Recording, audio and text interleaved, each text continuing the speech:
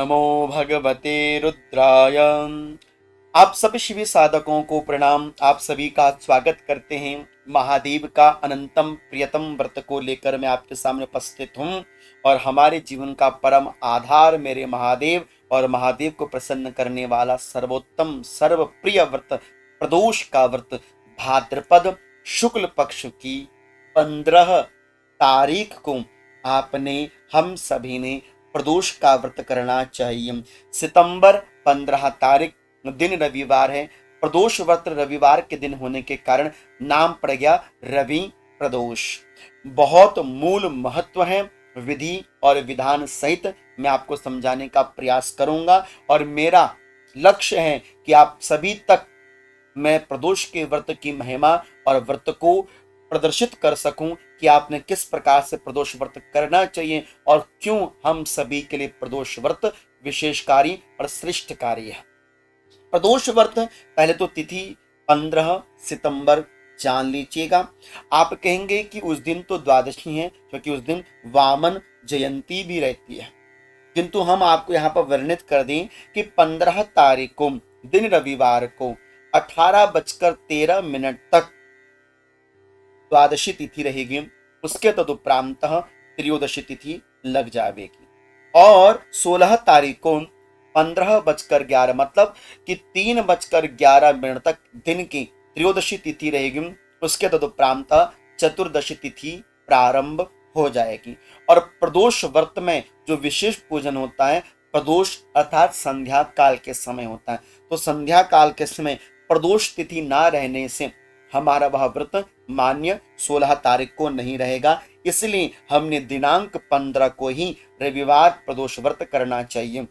और सबसे श्रेष्ठतम मुझे इसमें यह लगा कि यह श्रवण नक्षत्र युक्त है, इसलिए श्रवण नक्षत्र युक्त रवि प्रदोष का व्रत करने से अवश्यमेव भावी जो विकट समस्याएं रहती हैं उनका समाधान होता है, संतति सुख की प्राप्ति होती है और आरोग्यता की प्राप्ति रवि प्रदोष व्रत को करने से प्राप्त होती है। क्यों? क्योंकि शास्त्र कहता है कि आयु आरोग्य सिद्ध्यर्थम भानुवारेण संयुता। आयु की और आरोग्यता की प्राप्ति के लिए, कार्यों की सिद्धि के लिए भानु अर्थात कि रविवार का प्रदोष व्रत लेना बड़ा लाभकारी रहता है। अब नियम क्या है जान लीजिए। रवि प्रदोष व्रत 15 को है सितंबर को, तो आपने 14 सितंबर की शाम को संध्या काल के समय शिवालय में जाकर भगवान शिव को एक दीप दान करना चाहिए, महादेव को प्रणाम करना चाहिए और संकल्प लें कि बाबा कल की सुबह आपके द्वार पर आऊं और प्रदोष का व्रत करते हुए आपका मैं पूजन करूं। महादेव मेरे पर कृपा करना। ओम नमो भगवते रुद्राय यह मंत्र जप कर आना। इतना कहकर अगली सुबह प्रदोष व्रत वाले दिन जल्दी जागना, नहाना, सूर्य भगवान को अर्घ्य देना, माता तुलसी में दीपदान करना, बड़ी प्रेम पूर्वक अपने घर के मंदिर की पूजा पाठ करना और अपने पूजा की एक थाली बनाना। उस थाली में काली तिल 11 जौ के दाने, 11 दुर्वा के दाने, 11 बिल्व पत्र के दाने बनाकर रख लेना। इस तरह से दूध जरूर रखना। और रवि प्रदोष का व्रत है तो इस दिन रविवार के दिन शक्कर, जो गुड़ वाली शक्कर होती है ना, तो शक्कर का जो चूरा होता है वो अपने पास जरूर रख लेना। इस तरह से एक लोटे में जल, उसमें काले तिल डालकर आप शिवालय पहुंचना। सबसे पहले महादेव को प्रणाम करना, मंत्र बोलते रहना ओम नमो भगवते रुद्राय, ओम नमो भगवते रुद्राय, ये मंत्र बोलते रहना। अब शिव जी पर आपको पहुंचना है, प्रणाम करना है। सबसे पहले गणेश जी पर जल चढ़ाना, नंदी जी पर जल चढ़ाना, कार्तिकेय जी पर जल चढ़ाना, माता गौरा जी पर जल चढ़ाना, अंत में शिव जी पर जल चढ़ाना। उसके बाद महादेव पर दूध चढ़ाना। दूध चढ़ाने के बाद फिर आपने जो शक्कर है ना, शक्कर को अच्छी तरह से शिवलिंग में मलना, ऊपर से फिर जल चढ़ाना। जल में थोड़ा काला तिल जरूर डाल देना। अच्छी तरह से शक्कर को साफ करके आप महादेव को पोंछ लेना, कोई कपड़ा हो तो कपड़े से पोंछ लेना। अच्छी तरह से महादेव की सेवा अपने हाथों से कर देना। उसके तदुपरांत महादेव को एक लाल वस्त्र, या लाल वस्त्र नहीं होगा तो जो हाथ में बांधने वाला धागा होता है ना, मौली का धागा, रक्षा सूत्र, आप महादेव पर अर्पण कर देना। फिर जनेऊ चढ़ाना। माताएं जनेऊ नहीं चढ़ाएंगी तो उसके स्थान पर माताओं को कोई लाल सूत्र का धागा अर्पण कर देना चाहिए, अथवा जनेऊ को पंडित जी के द्वारा अथवा किसी बच्चे या पुरुष के द्वारा जिनका यज्ञोपवीत संस्कार हो केवल उनके द्वारा ही चढ़वाना चाहिए। अन्यत्र माताओं को जनेऊ नहीं चढ़ाना। इस तरह अपने 3 उंगलियों से महादेव को तिलक लगा देना। सफेद चंदन का तिलक लगा दो, अच्छी बात है। और माताएं अपने माथे पर लाल तिलक जरूर लगाएंगी। विवाह की कामना को लेकर करने वाली माताओं के तो लाल तिलक जरूर लगा होना चाहिए। और जो माताएं विवाह के लिए कर रही हो तो उनको गौरा माता को बिंदिया और लाल सिंदूर जरूर अर्पण करना। इतना करके अब महादेव के आगे एक दिया लगा देना। ठीक है, 2 दिए आपने मिट्टी के प्रदोष व्रत वाले दिन सुबह के समय जरूर लेकर जाने। तिल के तेल का लगाओ चाहे घी का लगाओ, एक दिया आपने महादेव के मंदिर पर रखना है। इतना समझ गई? तो अब आपने महादेव पर 11 तिल, 11 जौ, 11 बिल्वपत्र, 11 चावल, 11 दुर्वा जो भी लेकर गए हो आपने महादेव पर एक एक करके चढ़ाना है। मंत्र क्या रहेगा? ओम नमो भगवते रुद्राय। इतना करने के बाद थोड़ा सा एकांत में बैठो, ओम नमो भगवते रुद्राय मंत्र का जप करो, अपनी मंगल याचना महादेव से करो। इतना करने के बाद नंदी जी को प्रणाम करो। जो नंदी जी का पैर आगे की ओर होता है उसमें एक बेल का पत्ता रखो और नंदी बाबा को प्रणाम करके जाओ। इस तरह से भगवान की ओर मुख करते हुए बाहर निकलो।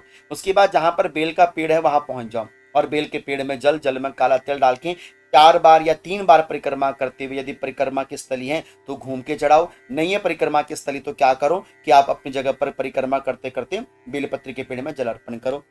इतना आपने कर लिया तो उसके तत्पश्चात आप बेलपत्र के पेड़ के नीचे एक दिया लगा लो। अगर आपके पास टाइम है 2 मिनट का तो ओम नमो भगवते रुद्राय इस मंत्र का जप कर लीजिए। इतना आपने कार्य संपन्न कर लिया है। अब आपने क्या करना चाहिए कि अपने जो भी आपने कार्य कीजिए, एकांत रहिए, शांत रहिए, किसी से व्यर्थ का वार्तालाप नहीं करना है, कोई अपशब्द अपनी वाणी से नहीं बोलना है, आपने व्यर्थ का खान पान नहीं करना है, शुद्ध रहना है और सभी के हाथ से जलपान इत्यादि नहीं करना है ना। तो जितना हो सके उतना अच्छा करना। दिन में नहीं सोना चाहिए व्रत वाले दिन।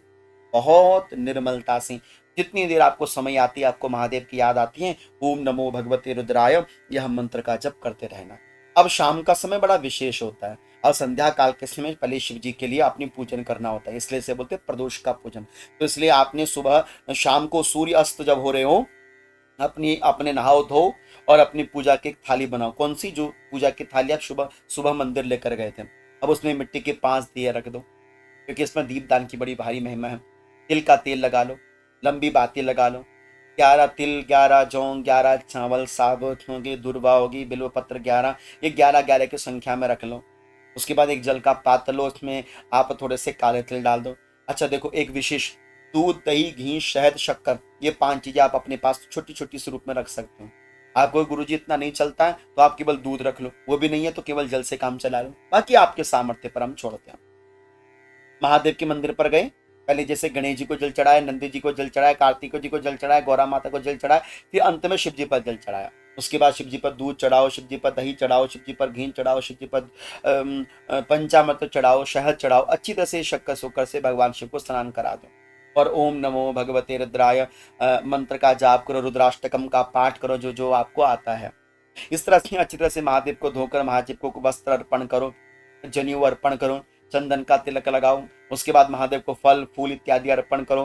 कुछ आपने प्रसादी बनाई है, खीर बनाई है तो महादेव को खीर का भोग लगा दो, नहीं है तो मीठा कुछ महादेव को भोग आप लगा दीजिए। एक मिट्टी का दिया गणेश जी के सामने, एक मिट्टी का दिया अपने शिव जी के सामने लगाना है। ठीक है, इतना आपका काम हो गया। आपने ओम नमो भगवते रुद्राय का जप कर लिया। 11 तिल, 11 जौ, 11 बिल्वपत्र, 11 चावल, 11 दूर्वा इत्यादि आपने एक एक करके शिव जी पर अर्पण कर दिए। हो गया इतना काम। चलो, अब इतना कार्य संपन्न करने के बाद आप बेलपत्र के पेड़ के पास जाओ, तीसरा दिया वहां पर लगाओ। बेलपत्र के पेड़ के नीचे प्रणाम करो, क्योंकि संध्या काल के समय लक्ष्मी माता बड़ा प्रभाव डालती है बेल वृक्ष के नीचे। ठीक है, वहां पर 1 आध मिनट बैठ के जप कर लो, टाइम है तो जप कर लो, नहीं है तो खड़े खड़े भी जप कर लो। ठीक है, लेकिन दिया कोई भी पूजन करना खड़े खड़े मत करना। दीपदान भी करना तो बैठ के करना है ना, या घुटने टेक कर करना, ऐसे करना। तो तीसरा दीपदान आपने कर दिया बेल पेड़ के नीचे। चौथा दीपदान आपने कहाँ किया? घर में आई तुलसी माता के सामने। और 5वां दीपदान कहाँ किया आपने? जो घर की आपकी चौखाट है, जहां से आप घर के अंदर एंटर करते हैं, तो घर की अंदर की ओर दिए का मुख करके आपने दीपदान करना चाहिए। उसके बाद आपने अपने घर में गए, खीर बनाई और जो आपके घर में शिवलिंग है या आपका जो मंदिर है वहां पर आपने खीर रख दी। एक 15-20 मिनट के लिए खीर वहां पर रखें। उसके बाद उसी खीर को प्रणाम करके प्रसाद के रूप में सभी को वितरण कीजिए और अंत में आप भी खीर का भोजन प्रसाद के रूप में ग्रहण करें। याद रखें कि प्रदोष व्रत जितना हो सके उतना मीठा भोजन इसमें ग्रहण करना चाहिए। यदि नहीं खाया जाएगा तो आप सेंधा नमक का प्रयोग कर लेना, नहीं तो मिष्ठान भोजन ही ग्रहण करना चाहिए। और पूजा के बाद आप मिष्ठान भोजन ग्रहण कर सकते हैं। कई अगर सामर्थ्यवान व्यक्ति होता है तो वो अगले दिन सुबह के समय फिर भोजन ग्रहण करता है। यदि इतना नहीं हम कर सकते हैं तो आप शिव पूजा के बाद फिर भोजन इत्यादि ग्रहण कर सकते हैं। तो ये सिंपल सा सरल सा प्रदोष व्रत का विधान है, करना बड़ा सरल है और इसके फल, इसकी महिमा मत पूछना। इतनी अनंत महिमा प्रदोष व्रत की है कि बस आप करेंगे, आज नहीं तो कल अवश्य में महादेव आपकी झोलियों को भरेंगे। इसी विश्वास के साथ कि मैं प्रदोष के व्रत को करूंगा, करूंगी, ये संकल्प लो और ये प्रदोष सारे दोषों से आपको विमुक्त कर देगा, वंचित कर देंगे, आपके सारे दोष दूर हो जाएंगे, कोई भी कष्ट आपके पर नहीं रहेगा। आप प्रदोष के व्रत को छोड़िएगा नहीं, लंबे समय तक करना, शादी हो जाए तो भी करना, नहीं हो रही है तो भी करना, सब कुछ हो लेकिन प्रदोष का व्रत नहीं छोड़िएगा। भरोसा है कि आप अवश्य में प्रदोष का व्रत करते हैं और करेंगे भी, और जो विधान मैंने आपको बताया उस विधान के अनुसार आप शिव पूजन जरूर कीजिएगा। आप सभी को वंदन प्रणाम। ओम नमो भगवते रुद्राय, ओम नमो भगवते रुद्राय।